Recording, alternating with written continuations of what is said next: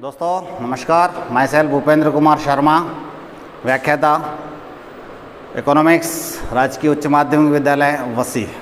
जैसा कि हम सब देख रहे हैं, कोरोना वैश्विक महामारी के चलते छात्रविहीन इस विद्यालयों में स्मार्ट स्कूल के रूप में, स्मार्ट क्लासेस के रूप में मीडिया के माध्यम से, यूट्यूब चैनल के माध्यम से हम बच्चों का शिक्षण करवाने जा रहे हैं। आज मेरे पूर्व साथियों ने 12th की इस इकोनॉमिक्स के 2 चैप्टर करवाए हैं, जिसमें अर्थशास्त्र, परिचय, वस्तु और उपभोक्ता के बारे में आज हम चैप्टर की चर्चा करने जा रहे हैं।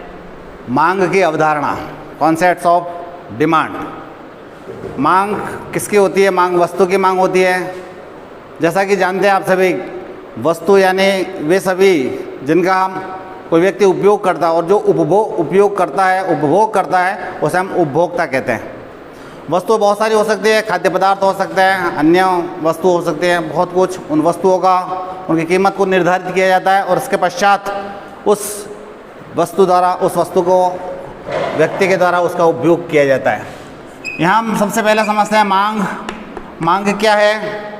किसी एक निश्चित अवधि में, निश्चित समय पर बाजार की निर्धारित कीमत पर उपभोक्ता के द्वारा जिस वस्तु की क्रय किया जाता है, मांग की जाती है, वही उसकी मांग कहलाती है।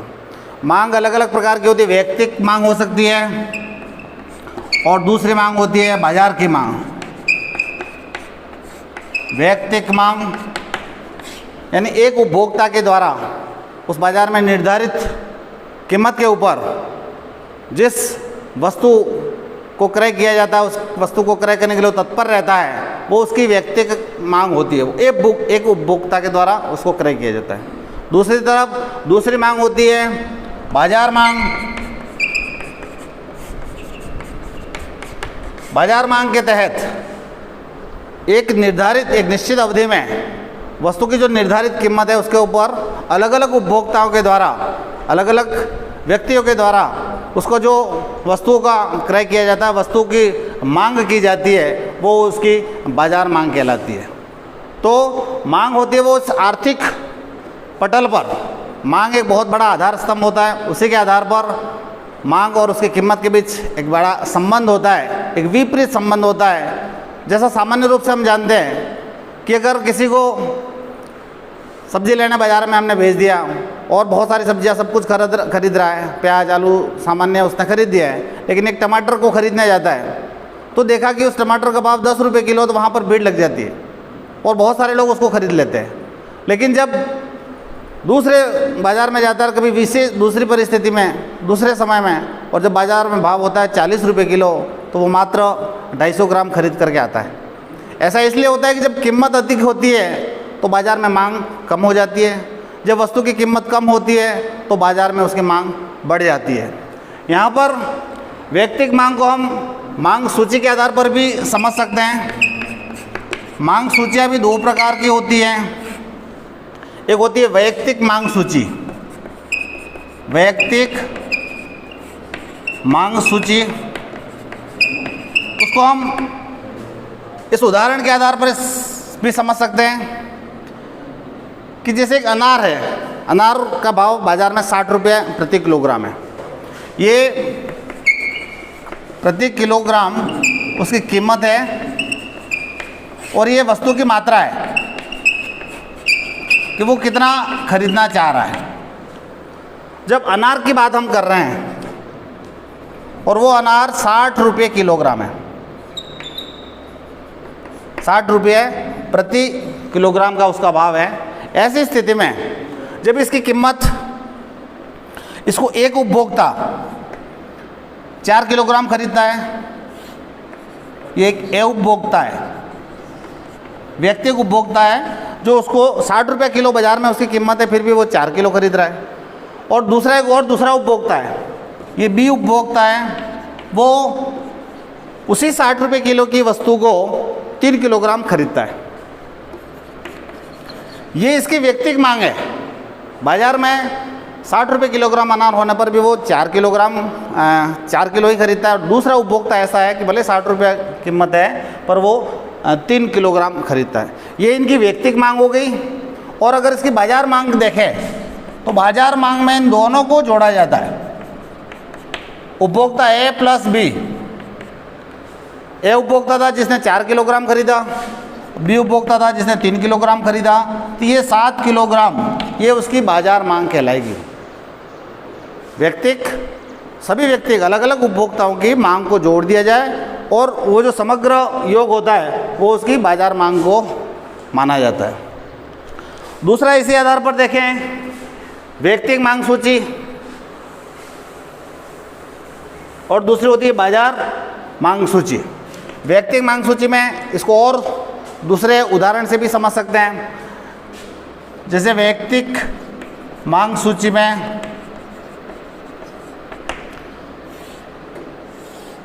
वस्तु की कीमत है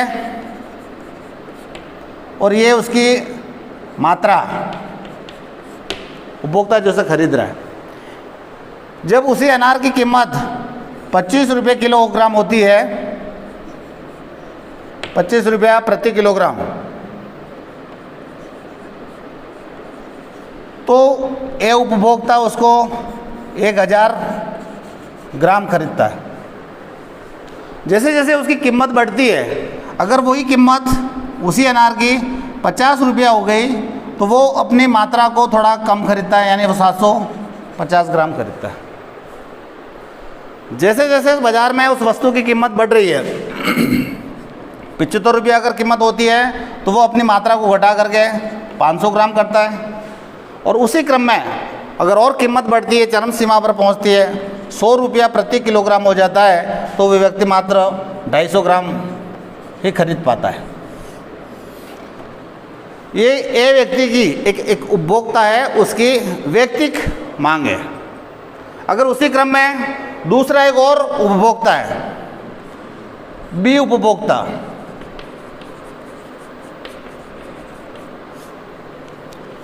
बी उपभोक्ता भी उसी के पास वही है, कीमत दे रखी है और ये दूसरी मात्रा उसकी दे रखी है। जब 25 रुपया प्रति किलोग्राम की दर से जब उसका भाव है तो वो 1100 ग्राम खरीदता है। जब कीमत कुछ और बढ़ती है, कीमत अगर 50 रुपया होती है, उस कीमत पर भी वो अपनी मांग को 800 ग्राम कर लेता है। ये दूसरे उपभोक्ता की बात है। पहले उपभोक्ता ने अपने स्तर पर, चूँकि मांग होती है वो व्यक्ति की आय, व्यक्ति की इच्छा और इन सभी पर निर्भर करता है। तीसरा, अगर उसकी 75 रुपया कीमत होती है तो वो उसको 600 ग्राम खरीदता है। और अगर उसकी कीमत 100 रुपया हो जाती है तो व्यक्ति 300 ग्राम खरीदता है। ये दोनों उपभोक्ताओं की अलग अलग मांग है। ये ए उपभोक्ता था, उसका मांग था, और ये बी उपभोक्ता की। इससे पहले हम थोड़ा सा और देखें कि मांग के तत्व हैं या अवयव कहें, घटक कहें उसे हम, ये 2-3 बातों पर निर्भर करता है। एक तो बाजार में जो वस्तु है उसको खरीदने की उसकी इच्छा या उसकी आवश्यकता कितनी है, कितनी मात्रा को वो खरीदना चाहता है।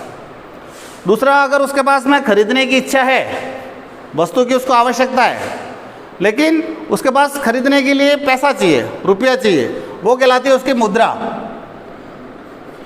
खरीदने के लिए मुद्रा, और मुद्रा होता है हमारा रुपया, पैसा। व्यक्ति को आवश्यकता है, व्यक्ति खरीदना चाह रहा है, लेकिन उसके पास अगर मुद्रा नहीं है, रुपया पैसा नहीं है, तो वो उसकी बाजार में मांग नहीं बनती है और वो नहीं खरीद पाता। तीसरी एक और स्थिति आती है कि उस वस्तु को खरीदने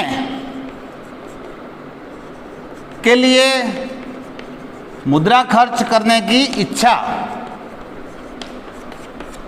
मुद्रा तो है लेकिन उसको खर्च करने की इच्छा है कि नहीं है। अगर उसके पास में वस्तु की आवश्यकता है, वस्तु के खरीदने के लिए उसके पास पर्याप्त मुद्रा भी है, लेकिन फिर भी उसकी इच्छा शक्ति नहीं है, अगर वो मुद्रा खर्च करने के लिए तैयार नहीं है, तो ऐसी स्थिति में बाजार की मांग नहीं बन पाती है।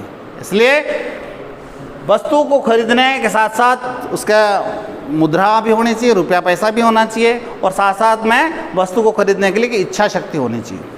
तो यहाँ पर ये जो व्यक्तिक मांग और बाजार मांग दोनों के बारे में हम चर्चा कर रहे थे। अभी तक हमने एक उपभोक्ता के बारे में, ये इसकी व्यक्तिगत मांग है, दूसरे उपभोक्ता की ये व्यक्तिगत मांग है। अब इन दोनों को देखें तो इसकी बाजार मांग, बाजार मांग के लिए दोनों उपभोक्ताओं का योग होगा, यानी एक निश्चित अवधि में बाजार की निर्धारित कीमत के ऊपर एक उपभोक्ता जिस वस्तु की मात्रा को खरीदना चाहता है, लेना चाहता है, वो उसकी व्यक्तिगत मांग है। लेकिन अगर एक से अधिक उपभोक्ता हैं, ए बी सी कितने भी हो सकते हैं, हम यहाँ पर दो उपभोक्ताओं की बात कर रहे हैं, इस ए और बी दोनों उपभोक्ताओं की जो शामिल इसका जो योग जिस मात्रा में आ रहा है वो उसका बाजार मांग कहलाएगा। यहाँ पर ए उपभोक्ता ने 1000 ग्राम की मांग रखी है और दूसरे उपभोक्ता ने 1100, तो हम उन दोनों का योग देखेंगे, 1000 प्लस 1100 तो 2100 ग्राम, वो उसकी बाजार मांग कहलाएगी। अगर 50 रुपये की कीमत है तो 750 और 800, 750 प्लस 800 ये 1550 ग्राम उसकी बाजार मांग बनती है। कीमत धीरे धीरे बढ़ रही है। 50 रुपये की कीमत पर भी, 50 रुपये प्रति किलो अनार का भाव होने पर एक उपभोक्ता 750 ग्राम खरीदता है। लेकिन सारे उपभोक्ता एक जैसे नहीं होते, सबकी अपने आय का स्रोत अलग होता है, अपनी इच्छाएं अलग होती है, अपनी आवश्यकता अलग होती है। उसके अनुसार वो धीरे धीरे उस वस्तु का क्रय करता है और अपनी इच्छा शक्ति को जाहिर करता है।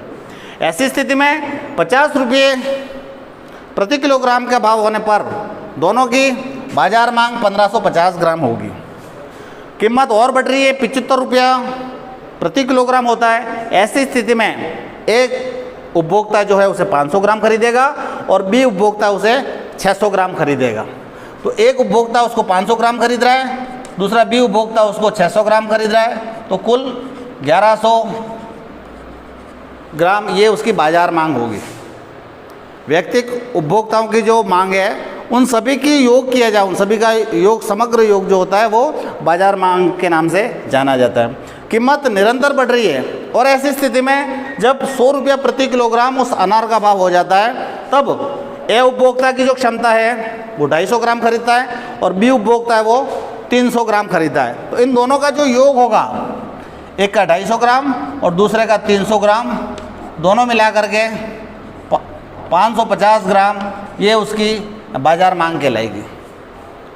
तब बाजार मांग एक निश्चित अवधि में निर्धारित अलग अलग कीमतों पर भी और अलग अलग उपभोक्ताओं के द्वारा जो वस्तु खरीदने के लिए तत्पर रहते हैं वो उसकी बाजार मांग कहलाती है। इस अनुसूची को, व्यक्तिगत अनुसूची और मांग अनुसूची को हम मांग वक्र के आधार पर भी जान सकते हैं कि मांग वक्र कैसा हो। पहले तो हम देखें कि मांग वक्र क्या होता है। मांग वक्र उस निश्चित अवधि में विभिन्न उपभोक्ताओं के द्वारा बाजार की निर्धारित कीमत पर अपनी क्षमताओं के अनुसार अलग अलग मांग जो होती है, वस्तु को खरीदने की अलग अलग मांग पर तत्पर रहते हैं। उन सबको, उनका जो संबंध होता है मांग और वस्तु की कीमत का, उसके संबंध को हम आलेख के माध्यम से, ग्राफ के माध्यम से दिखाते हैं उसको, और उसकी तुलना की जाती है। सामान्य रूप से देखा जाता है कि जैसे जैसे वस्तु की कीमत अधिक है तो स्वाभाविक है कि बाजार में उसकी मांग कम हो जाती है, और वस्तु की कीमत कम होने पर उसकी वस्तु की मांग बढ़ जाती है। यहाँ पर हम व्यक्तिगत मांग वक्र और दोनों का ही अलग अलग मांग वक्र बनाते हैं। OX अक्ष है, OX पर उसकी वस्तु की मात्रा को दिखाया गया है और यहाँ पर उसकी कीमत को दिखाया जाता है। व्यक्तिगत उपभोक्ता को व्यक्तिगत मांग वक्र पर दिखाने के लिए ये OX अक्ष पर उसकी मात्राएं अलग अलग मात्राएं 250 ग्राम है, 500 ग्राम है, 750 और 1000 ग्राम है। उसी प्रकार से उसकी कीमत 25 रुपये किलो था, 50 रुपये, 75 रुपये और 100 रुपये किलोग्राम। ये कीमत रुपीज़ में दे रखी है और ये मात्रा है वो ग्राम में बताई गई है।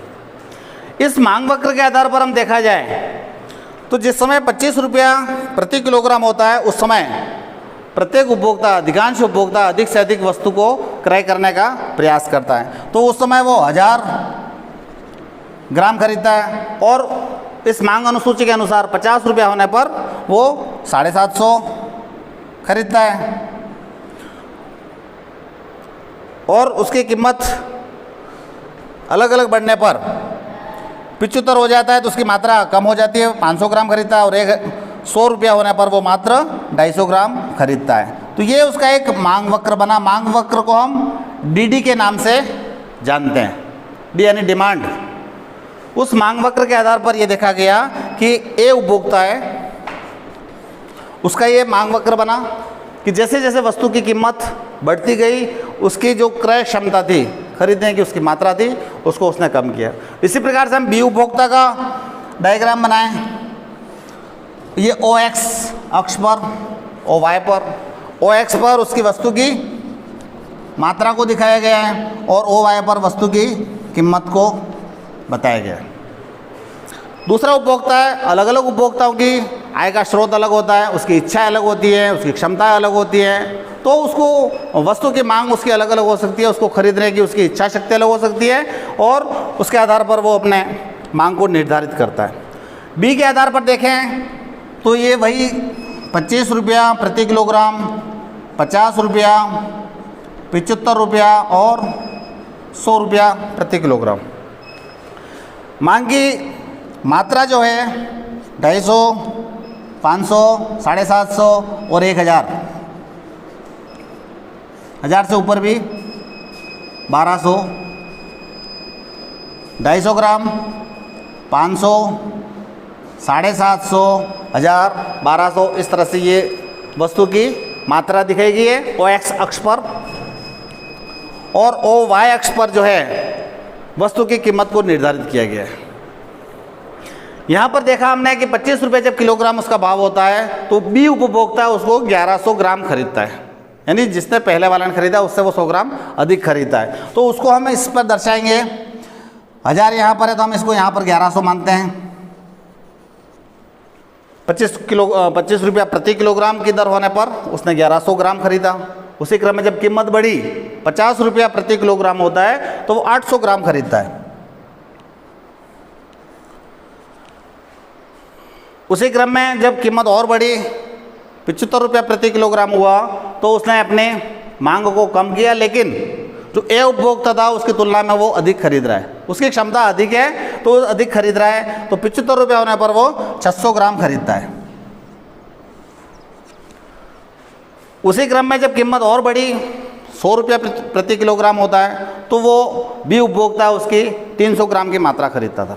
यद्यपि यहाँ पर दोनों की तुलना की जाए तो ए उपभोक्ता था उसने 250 ग्राम खरीदा था उसी 100 रुपये की कीमत पर, और उसी को 100 रुपये की कीमत पर बी उपभोक्ता है वो उसको 300 ग्राम खरीदता है।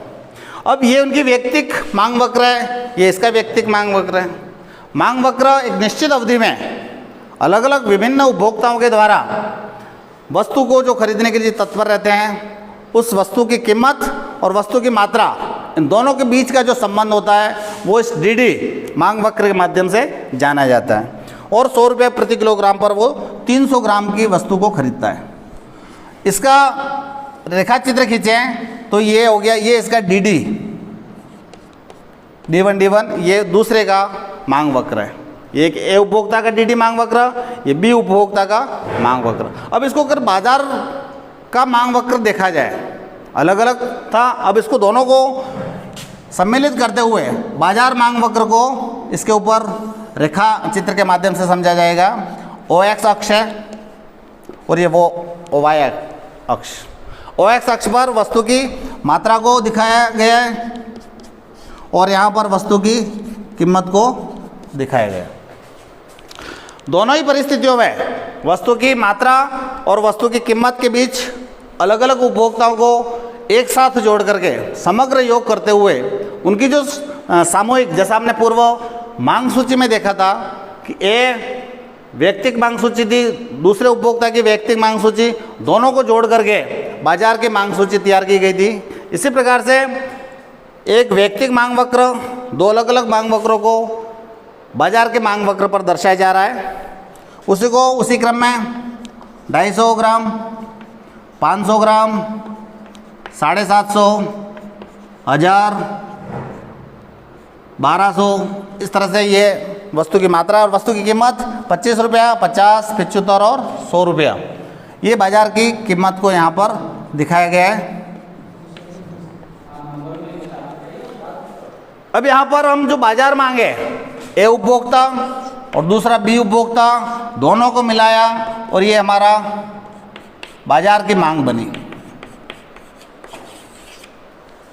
ए उपभोक्ता का 1000 ग्राम है, बी उपभोक्ता की 1100 मांग है और दोनों को मिलाकर के जो बाजार मांग बन रही है वो 2100 ग्राम बन रही है। तो जो 25 रुपया कीमत पर वो 2100, इसको और आगे बढ़ाया जाएगा, 1500, 1750, 2000 और 2100 अलग अलग वस्तु की मात्रा है उसमें दर्शाई गई है। तो 2500 होने पर वो 2100 ग्राम खरीदता है। दूसरा, उसी क्रम में जब कीमत बढ़ रही है 50 किलो, 50 रुपया प्रति किलो की दर में एक व्यक्ति जो ए उपभोक्ता था वो 750 ग्राम खरीदता है, बी उपभोक्ता है वो उसको 800 ग्राम खरीदता है। दोनों की जो बाजार मांग है, दोनों का योग करने पर 1550 ग्राम। तो 50 रुपया कीमत होने पर वो 1550 ग्राम खरीदते हैं। ये उसकी बाजार मांग बनी।